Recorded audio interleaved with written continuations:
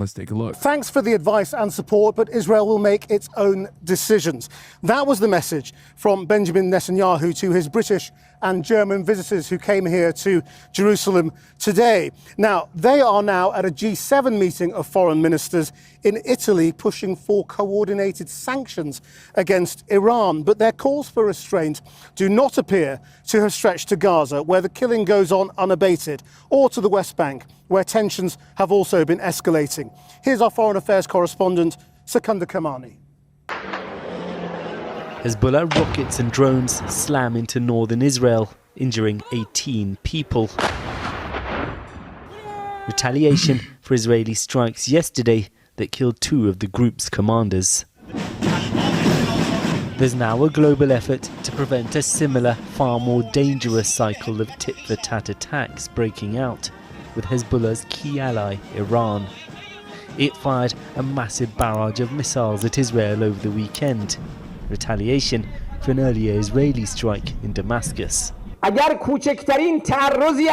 the Zionist regime makes the slightest move to violate our territory and harm the national interests of the Islamic Republic, they must understand that they will face a severe and heavy response. I answered them as best as I could. Trying to convince Israel's Prime Minister to act with restraint, Britain's Foreign Secretary, as well as Germany's top diplomat, visiting Jerusalem today. The situation is very concerning. It's right to show solidarity. Yes, except Lord Cameron talked to Herzog, the president, and found out very quickly that from one pig fucker to the next, that he said it's clear that Israel will respond to the Iranian attack. Yes, very nice. With Israel, it's right to have made our views clear about what should happen next, but it's clear the Israelis are making a decision to act. We hope they do so in a way that does as little to escalate this as possible. Sorry, I apologize. My mistake. Earlier I said pig fucker. I should have said Lord Pig Fucker. That's right. He's a pig fucker, but a lord at the same time. The proper nomenclature is important to be used in this circumstance. Lord Pig Fucker, David Cameron. And in a way that, as I said yesterday, is smart as well as tough. The international focus is on tensions with Iran, even as Israeli strikes on Gaza continue. Nowhere else comes close to the terrible death toll here, but this is already a conflict with many different fronts. The occupied West Bank is emerging from days of violent unrest, with Israeli settlers rampaging through Palestinian villages, killing 4 people, torching homes and cars. Israeli settlers have been growing increasingly violent, emboldened by the rise of extremist political allies who are now at the very heart of government.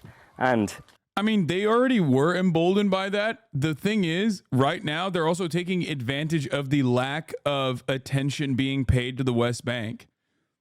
Also, what's happening here? There's like a little toy car right there on top of the fucking destroyed vehicle. What's that about?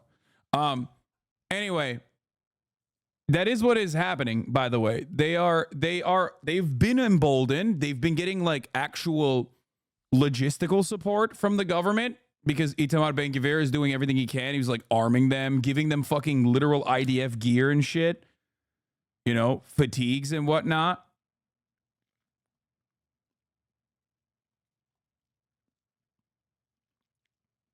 Yeah, we watched the settlers lighting a car on fire, setting a Palestinian car on fire, and then the soldiers just like idly standing by.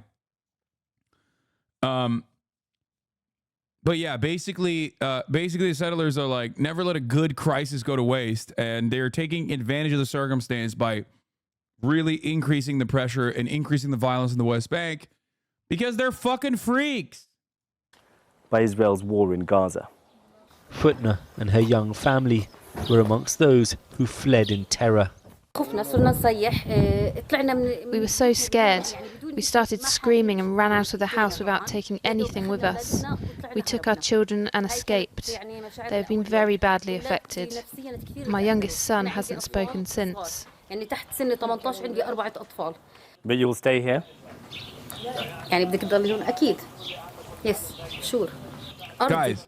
Guys, Channel 4 does incredible work on this process. I don't know why you guys like hyper focus on the aesthetics of the language that Channel 4 is using. It's like getting mad at me for saying something. Come on. This is in the Western media, Channel 4 is one of the only consistently good coverage that you will find on Palestinians. And they have been doing that from the jump. Okay? It's actually shocking, especially considering that they're British. And like, if you think America is up its own ass with our ultra Zionist attitudes, like England is a whole different fucking ball game. They are nutty mode over there and have been for a very long time. Al Jazeera, I do not consider a part of Western media. Okay, I'm saying that out of mainstream outlets in the West, which does not mean your favorite fucking independent journalists or whatever. I'm talking specifically like CNN and BBC, Guardian, Sky News. Channel 4 is one of the few outlets out there, very few, that is consistently good. My land, my children, our memories. Our life is here. Where should I go? This is the place my son was born. Whatever happens, I will stay here. The rioting began after the disappearance of a 14-year-old Israeli boy. Soldiers later found Benjamin Achimeia's dead body, saying he was killed in an attack by militants. In response, furious settlers targeted more than a dozen Palestinian villages over several days, part of a wider, accelerating effort, residents say, to try and drive them out. Like, here's a great question. Why should they not do this? They're literally just doing Israel shit. They're doing more Israel. Except this time it's not like a legal entity doing it. It's terrorism, but it's still state-sponsored terrorism. It's a literal pogrom that the Israeli state is offering. The Israeli state is offering security to. Because when they do this shit, the IDF is supposed to stop them from doing this, right? Technically, under international law, Israel is an illegal occupier of the West Bank. They shouldn't even be there. But like, even in the most extreme circumstances, like the IDF's goal is to stop the settlers from fucking doing this, but they just sit there and defend the settlers and shoot at the fucking Palestinians. And the state is arming them to do this. So why wouldn't they do this? They're fucking insane. Why wouldn't they do this?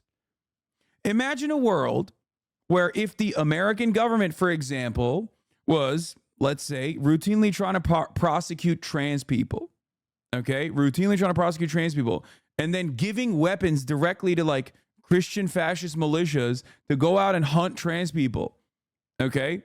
Yeah, they would go out, bust down doors, and start killing a bunch of people that they assume are trans. That's it. Now, obviously, we haven't gotten to that final part of the, anti-trans pogroms here in the United States of America, but the better analogy would have been against black people in the globe. I was about to say global South. Black people in the South. That is exactly what happened. That is exactly what happened with the Klan and with all of the fucking lynch mobs. When the federal government stands idly by and basically pushes the needle in one direction or tips the scales in one direction, then yeah, you're getting the go-ahead. They're basically outsourcing the awfulness that they were going to do anyway to independent and very interested outside contractors. From their communities. Some of the violence took place under the watch of Israeli soldiers. More like if the U.S. militarized Texans to settle in Mexico. The U.S. did militarize Texans to settle in Texas, which was Mexico. We did do that. The American government is America as a nation is America as a nation is built on the identical principles of settler colonial violence. This is how we did indigenous genocide. What do you think? This is precisely what we did. We fucking butchered and genocided the indigenous population that lived here. The state offered weapons and also additional protection so that we could do that. almost 250 years later, here we are. Here they do nothing to stop an arson attack. The army has said this incident is being investigated. And then they investigate themselves. And it's like the fact that those guys are there with Molotov cocktails, and even the fact that the IDF is there is already illegal. Like, you are occupying territory that does not belong to you. So, like, every part of this, like, what are you going to investigate? Oh, wow, we investigated and we found no wrongdoing. It's like, oh, man, great. The legal process works, I guess. Israeli settlements carved into the occupied West Bank are considered illegal internationally and make a two-state solution appear impossible. It is impossible. Those They do building make them it impossible. This land was promised to them by God. Yeah, and their numbers have grown dramatically over the course of the past couple of decades. Just remember, during the so-called peace process, this is what the Israeli government was actually more interested in doing, and did successfully with our go-ahead in the United States of America. Today, close to where the unrest took place, settlers returned to plant Israeli flags by the road, flaunting their presence and their power. And Secunda is with me here in Jerusalem. I mean, so everyone is wondering when this is going to happen, if Britain at least is now saying it believes Israel is going to act. What's the timing? Well, look, referring to international calls for restraint, Prime Minister Netanyahu said today he'd had all kinds of suggestions. So let me ask you this. 75 years of this nonsense with very little recognition from the international community, and like maybe a gentle tap on the fucking wrist every now and then. Why shouldn't the Israelis think that they are, one, God ordained? These freaks certainly do. Not all Israelis feel that way. It doesn't really matter though, because they still do want Israel. But why shouldn't they do this stuff? There is no accountability. There is no mechanism of restraint. Why the fuck wouldn't they think that this is totally valid? We've enabled them. We've enabled them from the fucking jump. Oh shit. Israel considered striking Iran on Monday, but decided to wait, officials say. Okay, we'll talk about that in a second. That's the whole point. The point I'm trying to make is this. Israel could not exist with our funding and our consistent aid, okay? And when I say our, I mean the entire Western world, but especially the United States of America. So how come, like, we are not at fault here? How come we are not directly responsible? We have enabled them to consistently do. You mean can only exist? Oh, did I say with? I meant without. Israel cannot exist without Western aid. And if we are responsible for Israel existing in the violent ways that it is, and I believe we are, how the fuck have we not restrained them at all up until this point? And even now, we are not restraining them. We're just not. Why should they stop? Why should they stop? We have enabled them every step of the fucking way. Of course they're going to be arrogant. Of course they're going to demonstrate hubris. Of course they're going to be more and more violent. And advice, but that Israel would make its own decisions. It does seem, as you've said, that some kind of response is inevitable. As to when it might come, one factor could be the Jewish holiday of Passover, which begins at the start of next week. Would Netanyahu want to risk ruining that for Israelis by launching an attack just beforehand, meaning it would be overshadowed by the threat of Iranian retaliation? On the other hand, does waiting until the end of a week-long holiday for a response to what was a very large and unprecedented missile attack by Iran feel too long. Now, limited and narrow is this phrase that is being used. Now, that's what Iran seems to have told its allies. We understand that's what he's told the British meeting today. The big question is, how will Iran see it?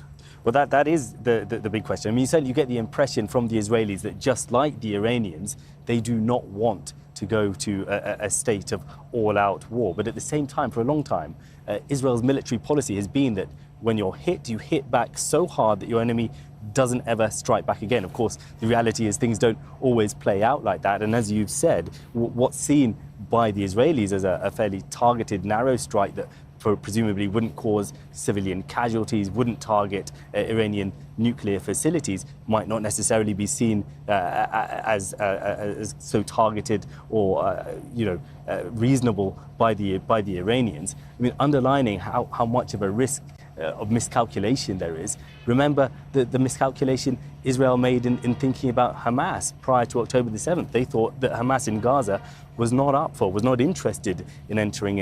Why would they do it when Israeli citizens don't want it? I don't think Israeli citizens. I don't know. I don't know the temperature. Maybe one of the Israeli chatters can send me a fucking link in here, or those of you who read Hebrew in general. Maybe you can send a poll, but I haven't seen any polls. But about like retaliation to Iran, because I think that.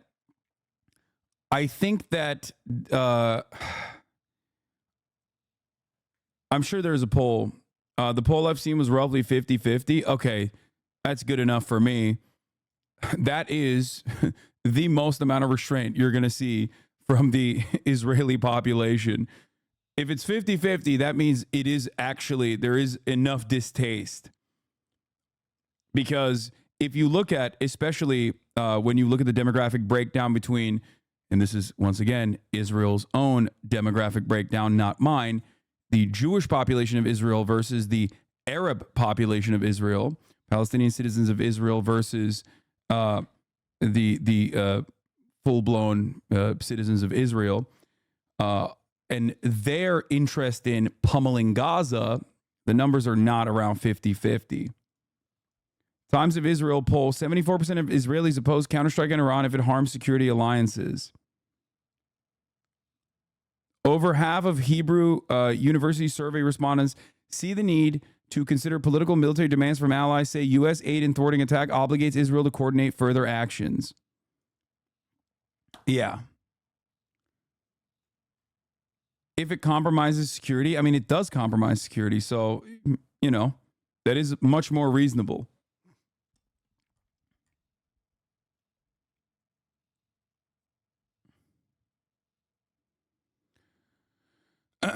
Israel has vowed to retaliate after Iran overnight Saturday fired over 300 missiles and drones at the country. Almost all were intercepted before they reached the country, as the United States led a coordinated air defense shield that involved Israeli, American, British, French, and Jordanian forces, reportedly along with radar and intelligence input from some Gulf states, including Saudi Arabia.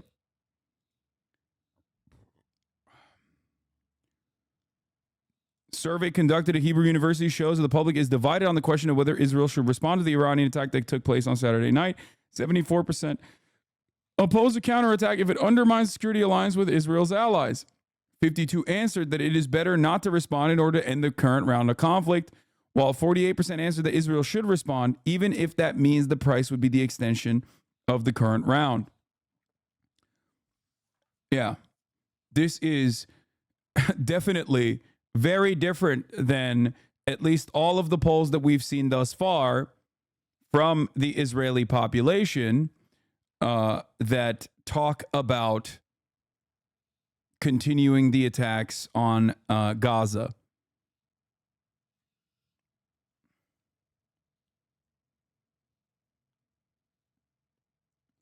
It's not just the broader public, though. Netanyahu's base absolutely wants retaliation. Yeah, the Bibists are fucking insane. But hasn't their political power waned over the course of the past couple of years, and especially post-October 8, post-October 7? So, yeah, Bibists are like the fucking Trump MAGA hogs, like the most aggro. Well, they're not the most aggro. I'm sure there's the Itamar Ben-Gvir, Bezalel Smotrich, and all of the other fucking settlers who are hyper focused on, you know, pogroms in the West Bank and shit like that. But Bibis are the still a very, very far right constituency. They're belligerent. They're insane. Hogs are universal. Yep, they really are. That's why I always say it. But for Bibi's survival in the future, the Bibis absolutely have some higher priority to keep. Yeah. Do you think they will just do de-escalatory strikes on Iranian proxies to satisfy the base? I don't know if that'll satiate the base's appetite for violence and destruction. But yeah, it is funny that we're talking about Benjamin Netanyahu's fans as not being the furthest of the right. That should basically show you how fucking unimaginably right-wing Israeli politics are, especially as it pertains to just doing fascism. That chatter means de-escalatory strikes. When he's talking about de-escalatory strikes, he means like not striking Iranian soil. Because striking Iranian soil directly will absolutely meet the standards that the Iranian government has placed upon Israel in their retaliation. This would go beyond a tit for tat, and that would actually be an open declaration of war. Iran would absolutely fucking retaliate way harder with no 72-hour response, most likely. I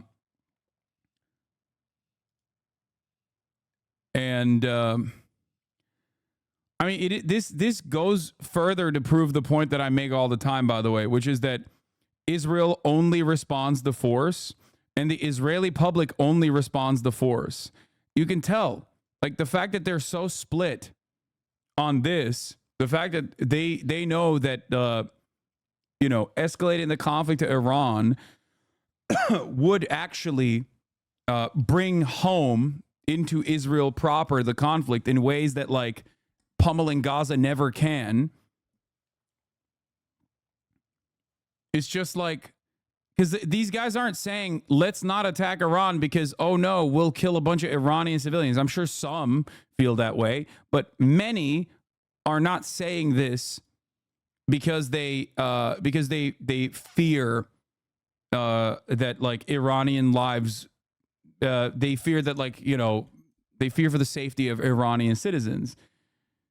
They are making a calculated decision. That's why the number is 74% if it undermines the security alliance with Israel's allies, whereas 52% answered that it is better not to respond in order to end the current round of conflict, as in just keep up the genocide that we're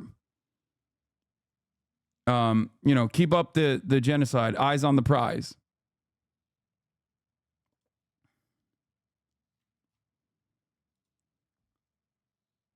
It's a little bit different when there is real possible consequences for the population. The calculation changes dramatically because, as it stands currently, obviously, the Palestinian resistance forces are too busy trying to survive and withstand an Israeli occupying force invasion into Gaza. Okay? So they can't really retaliate. They can't really harm Israeli lives at all. So it's much easier for them to go, yeah, no, keep pummeling them. This is great.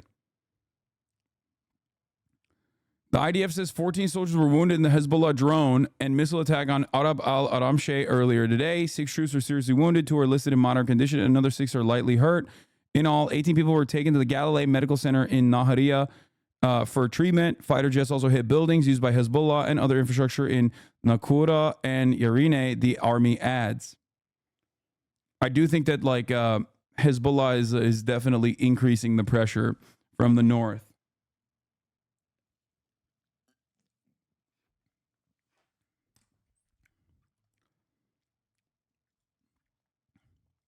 But yeah, Israel's allies, led by the U.S., have urged it against attacking Iran. Hebrew University survey was conducted April 14th, 15th by internet and telephone and sampled 1,466 men and women representing adult Israelis, both Jews and Arabs. And the university said in a statement, the margin of error was 4.2 percentage points. Poll found that 74% of the public opposes a counterstrike if it undermines Israeli security alliance with its allies, while 26% were in favor of an attack even if it damages ties with allies.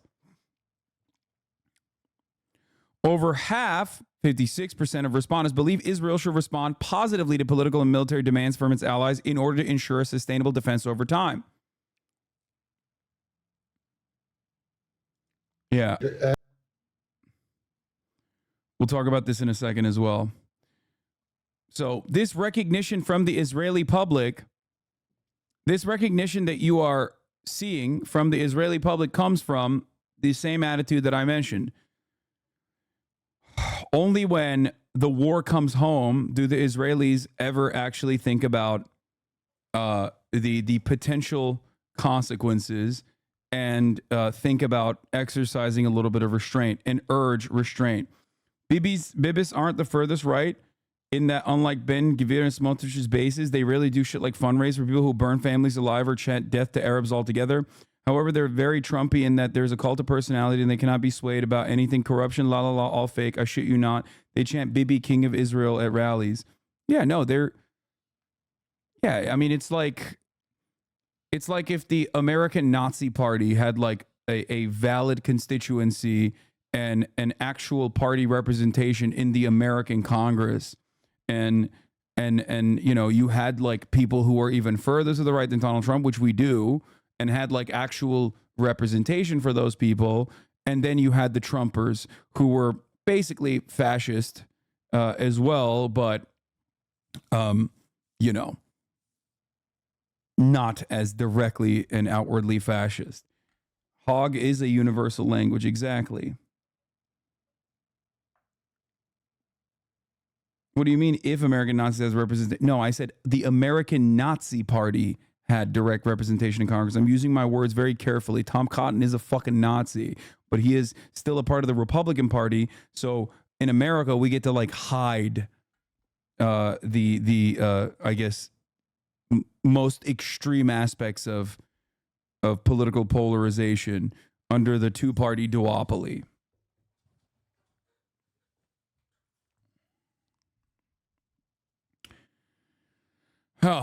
Also, 59%. Okay, so 56% believe Israel should respond positively to political and military demands from its allies in order to ensure a sustainable defense system over time. Of the remainder, 32% were undecided, 12% disagreed. Also, 59% believe that the U.S. assistance to Israel against the Iranian attack obligates Jerusalem to coordinate further security actions with Washington, while 26% were undecided on the matter and 15% agreed. Iran launches unprecedented direct assault on Israel in retaliation for the April 1st strike it blamed on the Jewish state that killed 2 Iranian army officers, generals, and several other officers in Damascus. I like that the Times of Israel just says, on the April 1st airstrike. Okay, what did they strike? They didn't just strike the army generals randomly. Where was the strike being done in? Where did the strike happen?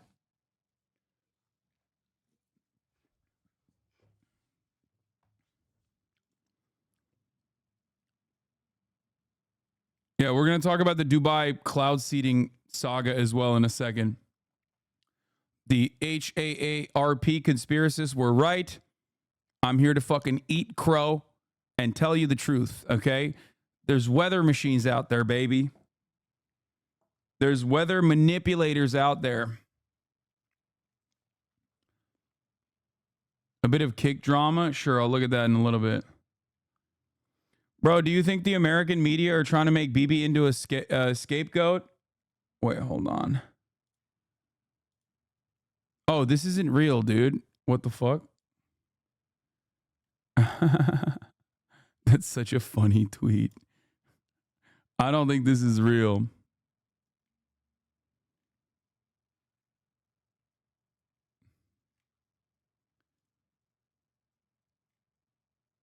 But I hope it is.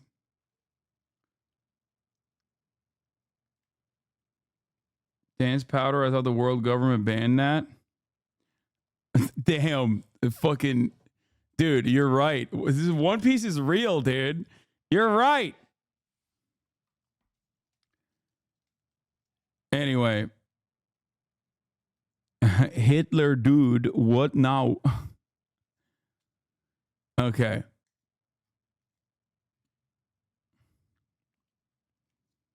Not seeding. This is fake news. Okay. Well, Reuters is engaging in some fucking fake news, according to the article I read this morning. What is happening here?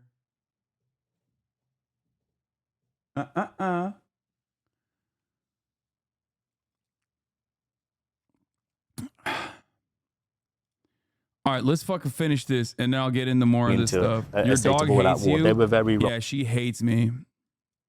Yeah, absolutely despises me. And also miscalculating what the Iranian response to the... Oh, come on, big dog. Why you got to put the fucking wide shot on these boys to just show the... Come on, bro. I mean, that's fucked up. Yo, Short Kings, you can't catch a break out here. Okay, Short Kings, you cannot catch a goddamn break out here. This is fucked up. You don't need to see this. This is hatred. This is Short Kings, look away.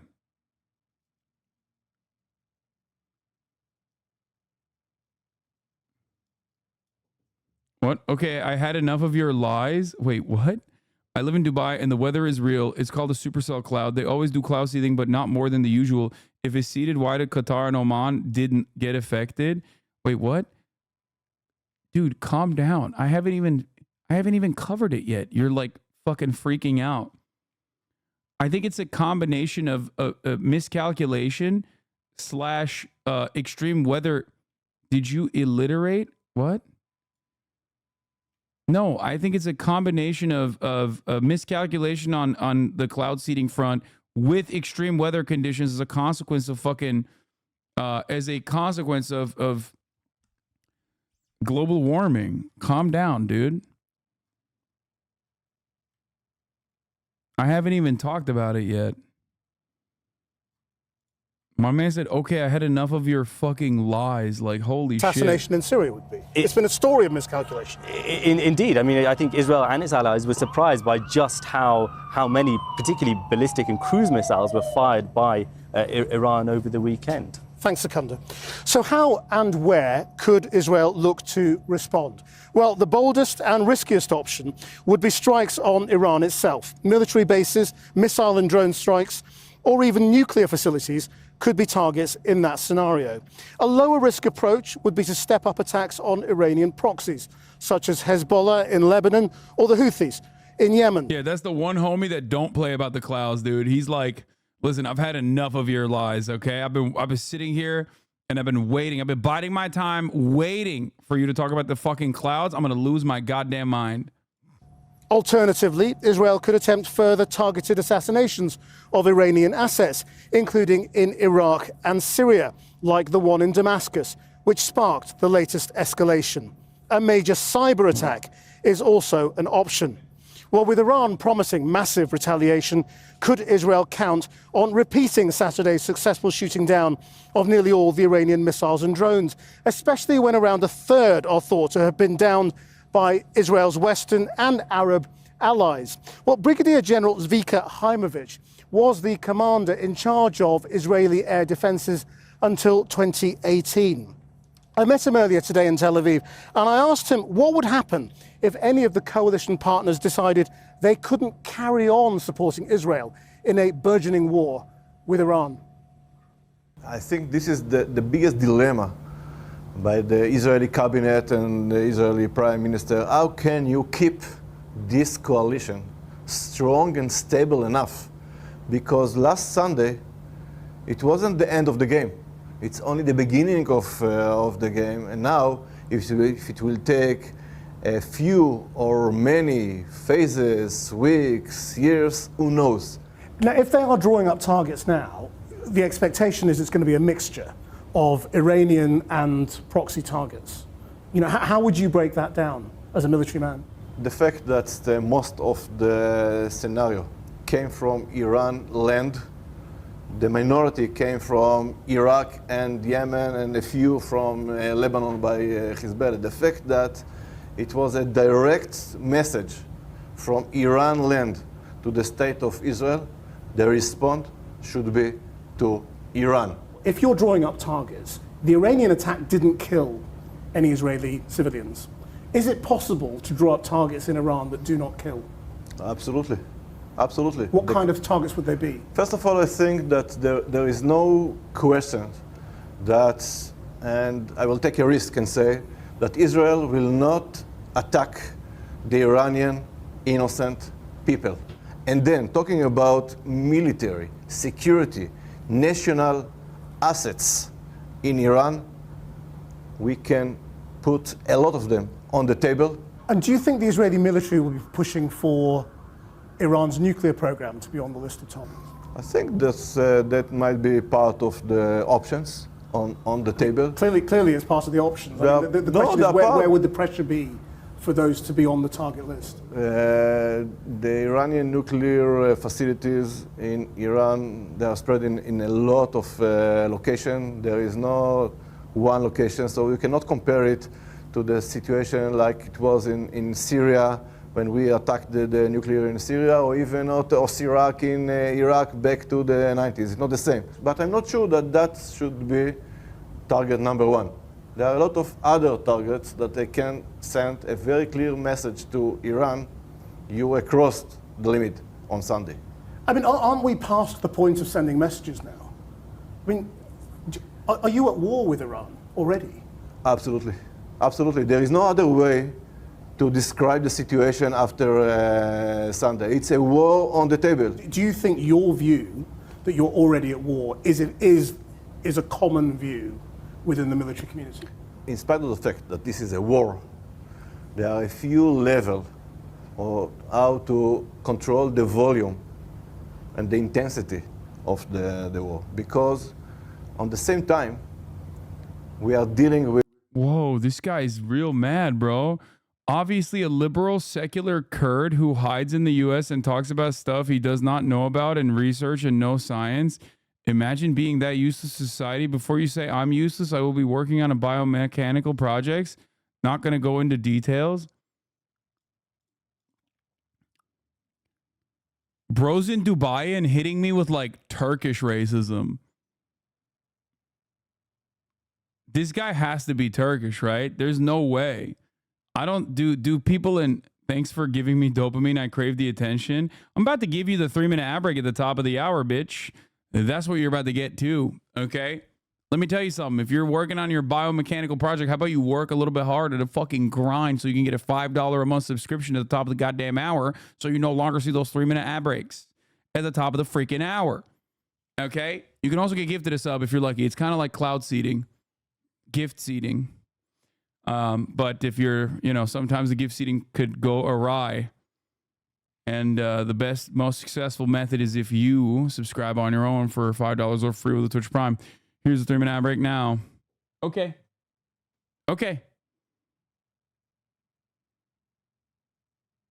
Biomechanical. What the hell is biomechanical? Like, does he mean like making fake arms, like robot arms for people without arms and stuff? Is that what that means? Jen Chapin, thank you for gift seeding. No, I will use the $5 to wipe my Now he's talking like an American Zoomer white boy from Naperville. But the I will use $5 to wipe my ass still has very like Dubai attitude. So I can't tell what this guy's background is. He's giving me all this different shit. His name is Mo, though. Ultra Mo. So I suspect he probably is Arab. I live in Iraq.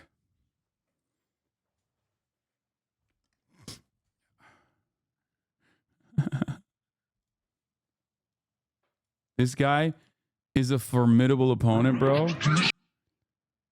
No, I like this guy. I'm not gonna shit on him. Você pra meu amor e você não entendeu. Quis fazer. Yo! My goat. What does this mean? What does this even mean, bro? Yo, Mo, explain what's going on here. I don't even understand. Is this some Brawl Star shit? Jujutsu Kaisen fans are so weird. Mo is the GOAT.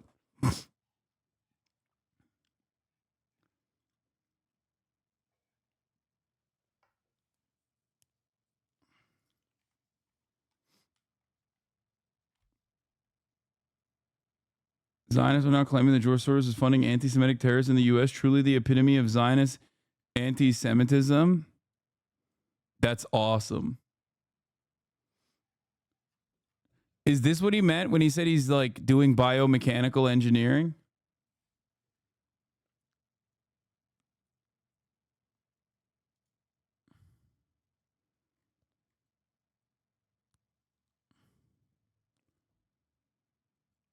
Erdogan the GOAT scammer.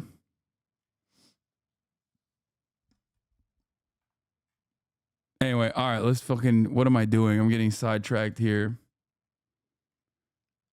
Let's get back to the story that we were covering. It's in other directions. And at this point, I'm not sure that they are less important than Iran. We have 133 for our people in Gaza. We need to solve that. Above all the other things. We have the very complicated situation in our northern border. Iran, in the current situation, in the reality in Israel, Iran, it's not on the first place, for my own observation. Because if you will focus on Iran, you will lose your way in Gaza and in Lebanon. That's the fact. That's the life. You cannot be. I am a Kurd but love Saddam. Oh my God. I am a Kurd. I was using advanced irony. Dude, this guy is awesome. Hey.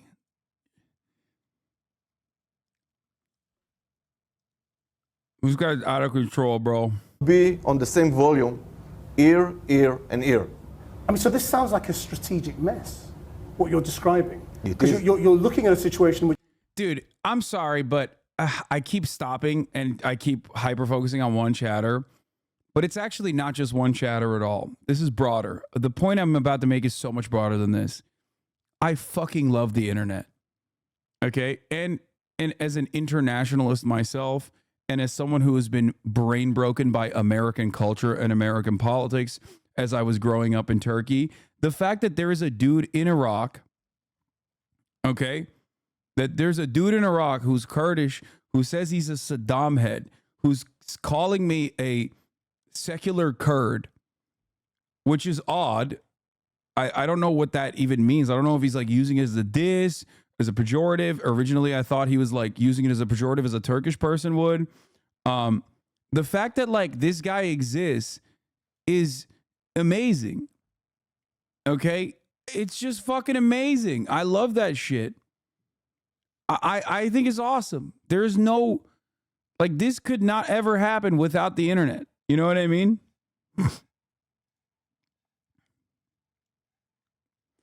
I know you won't make predictions. It's all a waiting game. I've learned my lesson on making predictions. Okay. Mo confronts Hasan. Enough lies about the clouds. Loved your Shinzo Abe meme tweet. People are losing their shit because of your tweet and it's glorious. Yeah. Okay. Let's fucking finish which Iran this video, is facing please. 3 fronts: Gaza, Lebanon, and Iran. And it can't possibly fight all those things at the same time. And Yemen, and the militias in Iraq. Yeah, it's a strategic, very, very complicated situation. Well, joining me now live from Tehran is Iranian political analyst Mohammad Hashemi. Thank you for joining us. Now, we saw the president, Raisi, today saying that the tiniest attack by Israel would be met with a massive response. Do you have to accept and believe that he means that, literally? Perfectly, since the barrage of missile on Israel that nobody, absolutely nobody expected, in Iran at least, among many analysts, nobody expected that Iran take such a drastic measures. Today, we can say with, definitely that Iran will be able to go after much harsher measures in order to strike back. Today, even the head of the IRGC Aerospace told the reporters that they are ready 100% to strike back in case of any action by the Israelis. So when Israel talks about limited and narrow action, that's not how it will be regarded by Iran. Absolutely not. Today, the situation in Iran is very explosive, and the reports that we are hearing from the officials and our sources say us that they are absolutely ready in order to take harsher measures against Israelis. Now, if you're saying even you and your colleagues were surprised by the size of the Iranian strike directly on Israel, we've just heard an Israeli retired general say Israel and Iran are at war. That was a declaration of war. Is that how people there are seeing this as well? Well, you will be surprised to see the amount of, even ordinary people here in Tehran were surprised about the action that Iran took against Israel. And they were somehow fed up with the establishment inaction toward Israeli provocations. And I see and I felt the unifying, rallying cries behind the flag. And it is somehow surprising, even among people who may take issues with a lot of the actions from the establishment. Yes, I mean, we saw how divided politically Iran is in the recent elections, when turnout was very low. Are you saying that in a war with Israel, that starts to unify the country politically? Well, to the degree that I see in the streets and I mean, look at Yemen, bro. Look at Yemen. People see millions of Muslims under permanent occupation, withstanding a genocide. And obviously, Jesus Christ, I should never turn on my phone while I'm streaming. I wanted to check Instagram for a brief moment because I got a DM. And immediately the first thing I see is Bella Hadid. Astaghfirullah. The hell is she doing? Let me tell you what she's doing. She's saving Palestine. That's what she's doing.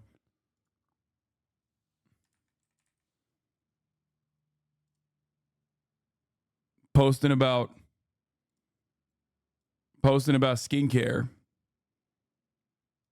That's a ridiculous ad, bro. That's a ridiculous ad. Anyway, as I was saying, absolutely positively haram. I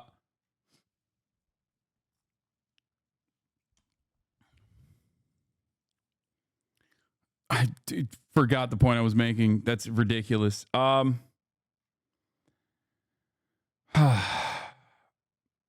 lost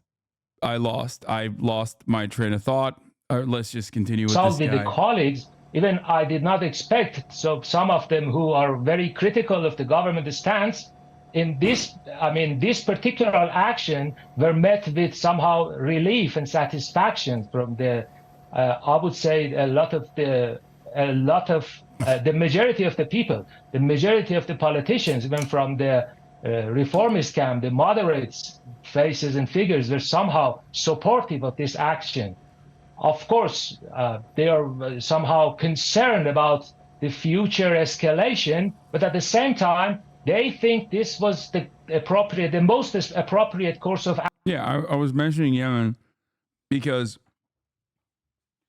people in the Muslim world across the board, we're not talking about the Gulf nation governments, but like people, the actual people, no matter what kind of conflict that they are experiencing in their own countries, no matter what kind of civil war,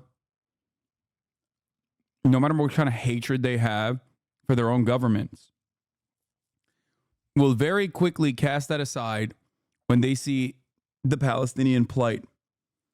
I don't know if I can ever describe the attitude. I don't know if I can ever describe the attitude that the Muslim world has towards Palestinians in general. It's virtually impossible to explain to someone who is not from that side of the world or does not have some kind of connection to it.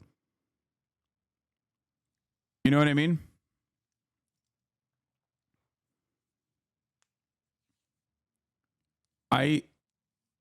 This is, people see themselves in Palestinians. It's not like just on religion. I am not a very religious person, as you guys know. I'm not a religious person at all. And yet I still see the plight of the Palestinians as a cause to show solidarity to, regardless of religion. Like, there are so many people who are not religious at all, who are from the Muslim world, I guess, to use a reductive term, who absolutely recognize this as a truly evil act, like the Israeli treatment of Palestinians, as an understandably, they see it as like a gross, inhumane action perpetrated by the West. So for them, it's a galvanizing factor. Any kind of action, any kind of resistance against that, any kind of resistance against the Western imperialists, or any kind of resistance against Israel, which is an extension of Western imperialism, is always going to bring people together. This is why I used the Yemen example. Civil war aside, think about it like this.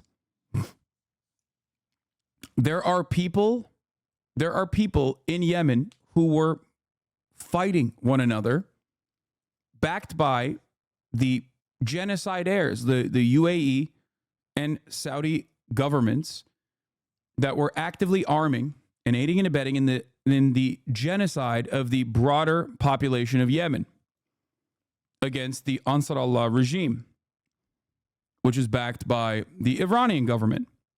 And yet all of those factions turned around and supported the Ansar Allah administration when they chose to take action against Israel. Okay? Because every single person, no matter what their background is, unless they're directly tapped into like CIA money or some shit, every single Arab, every single Muslim, no matter what kind of what sect they're from, they will always see what Israel is doing as like a heinous act. So the same goes for Iran as well internally. I'm sure there are people who obviously understandably despise their government. Why shouldn't they? Their government is oppressive. It's true, right? It's a religious theocracy. Now, does that mean that like everyone in Iran resists or oppresses or feels the oppression of their government? No, but it doesn't matter. Iran's actions against Israel will be broadly popular internally in Iran, no matter what. It's the default position in the Muslim world because the aggression against other Muslims, especially considering how important the land is because of Al-Aqsa. Atheists from these countries recognize this also, even if they don't care about the religious aspect. Solidarity with the colonized is also an aspect, of course. I think that's the major point here. That's why I was talking about like secular, non-religious, atheist people living in the Muslim world who might despise their own form of governance. They always cast that aside when there's Western intervention.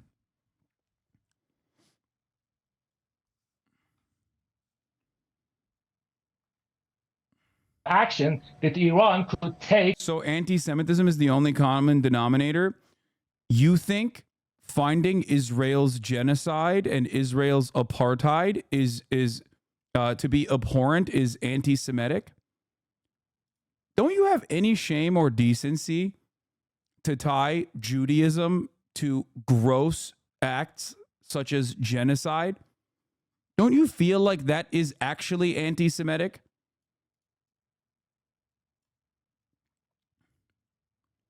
It's kind of crazy that you feel so comfortable 6 months in, still desperately trying to tie Israel's actions to Judaism. It's so fucking gross. It is, in my opinion, no different than people who would say that, like, yeah, no, ISIS is, like Muslims who would say that, like, yes, ISIS is actually doing the right thing. They are upholding true Islam. They are the real Muslims. It's crazy. Well, it's all mixed together in the situation. It is not anti-Semitism that is the leading motivator here. Okay?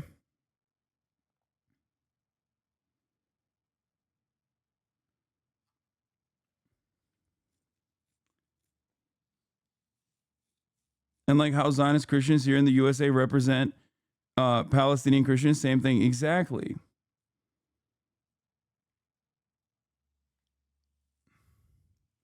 Old Arab Bedouin saying, I against my brothers, and my brothers against my cousins. I, my brothers, and my cousins against the world. That is jungle law. It is the way of the world when the world is thrown into chaos. It is our job to avert that chaos, to fight against it, to resist the urge to become savage. Because the problem with such law is that if you follow it, you are always fighting against someone.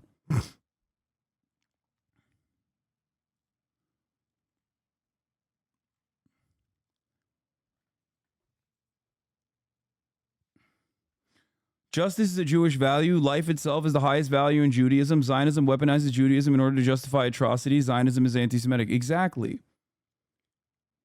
It's so wild that, I mean, I don't even think that chatter is Jewish, by the way. Because, like, it's so fucking wild. It's so wild to look at the history of Judaism as both an ethnicity and also as a religion. Like, the history of the Jewish people is one of withstanding pogroms and resisting to genocide. And then to turn around and be like, yeah, I know that, like, all of these Jewish figures have almost always historically been at the forefront of resistance to genocidal acts. They have been at the front of any matter of injustice globally, whether it be the civil rights movement in America, whether it be apartheid in South Africa. You will always find Jewish people at the forefront of movements such as this one. Okay? And you look at all of that, and then you still go, no, actually, it is a fundamental plank of Judaism to just do genocide to the Palestinians. It's ridiculous. It's ridiculous.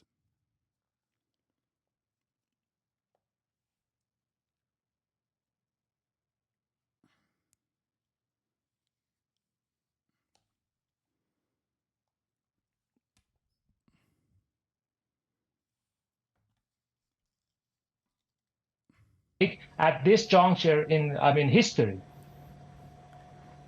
But civil rights movement, nah, lol. You're wrong. Dude, there's a reason why literally fascists are always anti-Semitic. Okay? It's because they abhor progressive change. There's a reason why it's the Jewish plot and the Frankfurt School. All of this stuff is about, like, making the Western world, which is supposed to be like the supreme form of, like, the civilized world, the beating heart of the civilized world, more degenerate. And they consider that all to be Jewish trickery. It's because the truth of the matter is that, yes, Jewish people do actually find themselves often at the forefront of causes of justice, which is hilarious because they still are. There are still many Jewish organizations. They don't get enough play. They don't get enough coverage. But there are still so many Jewish organizations led by wonderful Jewish anti-Zionists here in the United States that are at the forefront of resisting Israel's apartheid regime. How do you look at that and still behave like the entire Jewish population is monolithic in nature and personally really invested in the increasingly violent ways in which the Israeli apartheid exists and maintaining that violent state? Yeah, they called it Judeo-Bolshevism for a reason, like, because you're an idiota.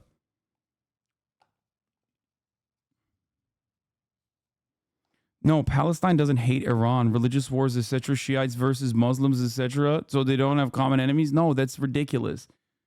Sectarian infighting is not as severe as the way that Americans present it within the Muslim world. I mean, sure, there's history there, but no. Palestinians are Sunni. Iran is a Shiite country, and yet Iran is the #1 defenders of the Palestinian resistance groups. Iran is the #1 funder and facilitator of Palestinian resistance.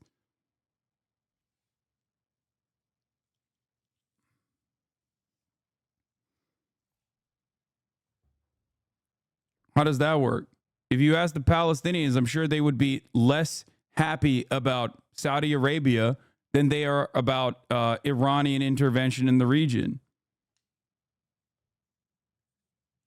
Also, Sunnis and Shias live together in many different parts of the Middle East.